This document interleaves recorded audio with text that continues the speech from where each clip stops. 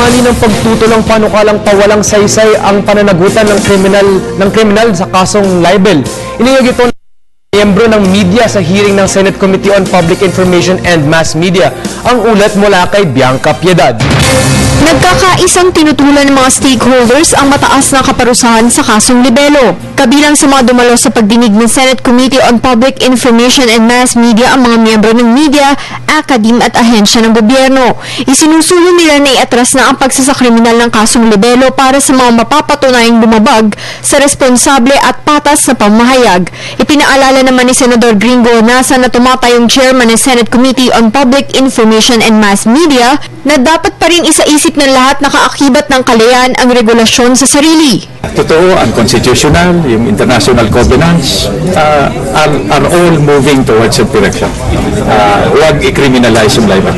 Baka yung chilling effect, it might stunt yung freedom of speech expression. Bagamat nagalak ang stakeholders dahil sa naging positibong pagtanggap ng komite sa kanilang ipinaglalaban, ikinabahala naman nila ang posibleng pagsusulong ng right to reply kapalit ng pag-aatras ng kaparusahan sa libelo.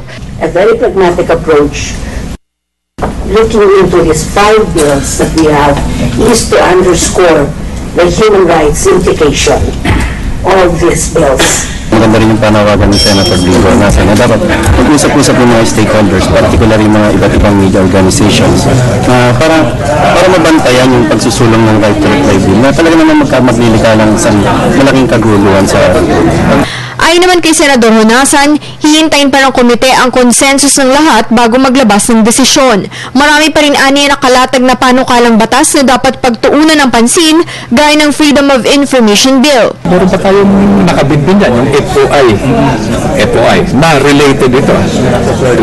At meron pa yung cybercrime. Hindi pa natin naririnig yung concrete proposals para maging klaro yung libel provision. Naghihintay na lamang umano sila na simulan ang pagtalakay ng FOI bill sa plenaryo kasabay ang pagsasabing hindi niya bibitawan ito. Para sa Telebisyon ng Bayan, Bianca Piedad.